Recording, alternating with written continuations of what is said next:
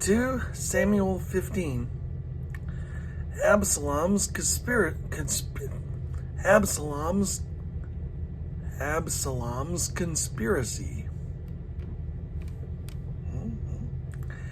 In the course of time, Absalom provided himself with a chariot and horses, and with 50 men to run ahead of him. He would get up early and stand by the side of the road leading to the city gate. Whenever anyone came with a complaint to be placed before the king for a decision, Absalom would call out to him, "What town are you from?"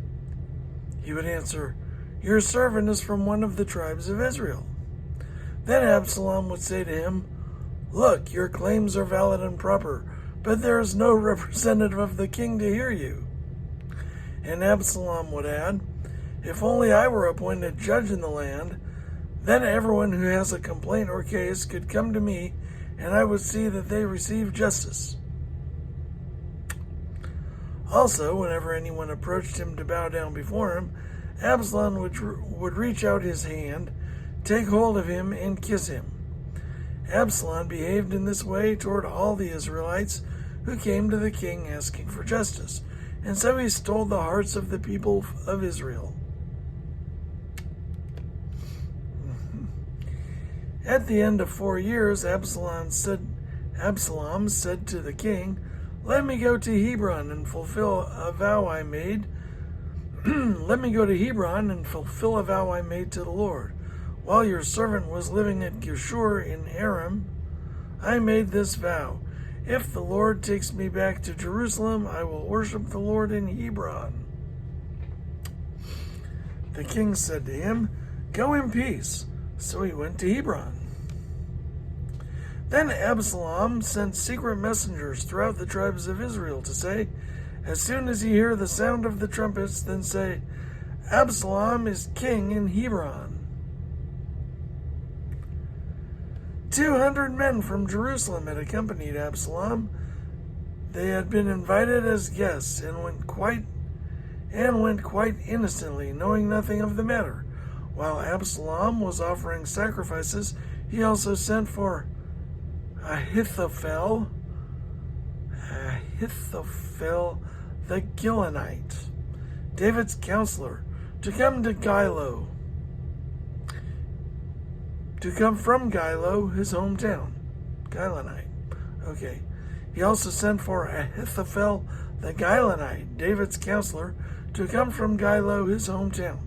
And so the conspiracy gained strength, and Absalom's following kept on increasing. David flees. A messenger came and told David, "The hearts of the people of Israel are with Absalom." Then David said to all his officials who were with him in Jerusalem, "Come, we must flee, or none of us will escape from Absalom. We must leave immediately, or he will move quickly to overtake us and bring ruin on us and put the city to the sword." The king's officials answered him, Your servants are ready to do whatever our lord the king chooses." The king set out with his entire household following him, but he left 10 concubines to take care of the palace. So the king set out with all the people following him, and they halted at the edge of the city.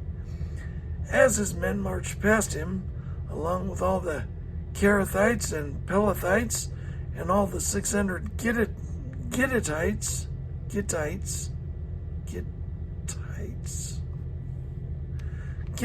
who had accompanied him from Gath marched before the king. All the 600 Gittites who had accompanied him from Gath marched before the king. The king said to Ittai the Gittite, "Why should you come along with us? Go back and stay with King Absalom. You are a foreigner, an exile from your homeland. You came only yesterday, and today shall I make you wander about with us when I do not know where I am going? Go back and take your people with you. May the Lord show you kindness and faithfulness."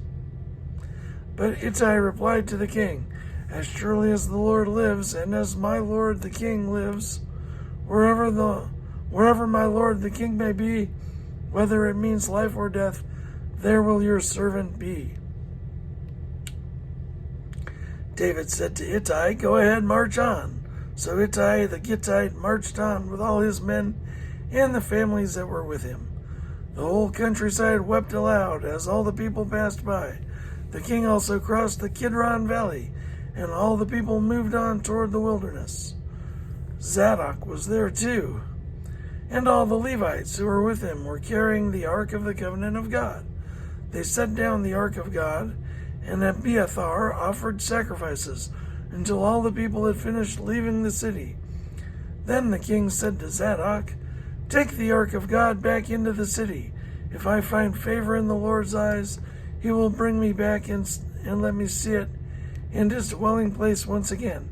But if he says, 'I am not pleased with you,' then I am ready. Let him do whatever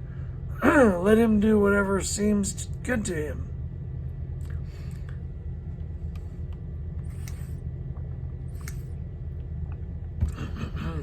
The king also said to Zadok the priest, "Do you understand?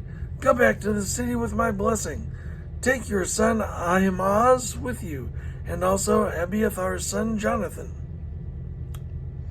You and Abiathar return with your 2 sons. I will wait at the fords in the wilderness until word comes from you to inform me." So Zadok and Abiathar took the Ark of God back to Jerusalem and stayed there. But David continued up the Mount of Olives, weeping as he went. His head was covered and he was barefoot. All the people with him covered their heads too, and were weeping as they went up.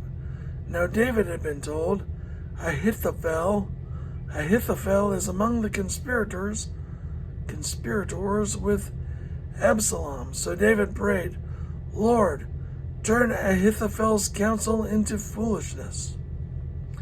When David arrived at the summit where people used to worship God, Hushai the Archite was there to meet him, his robe torn and dust on his head. David said to him, "If you go with me, you will be a burden to me. But if you return to the city and say to Absalom, 'Your Majesty, I will be your servant. I was your father's servant in the past, but now I will be your servant,' then you can help me by frustrating Ahithophel's advice. Won't the priests Zadok and Abiathar be there with you? Tell them anything you hear in the king's palace. Their 2 sons, Ahimaaz son of Zadok and Jonathan son of Abiathar, are there with them. Send them to me with anything you hear." So Hushai, David's confidant, arrived at Jerusalem as Absalom was entering the city.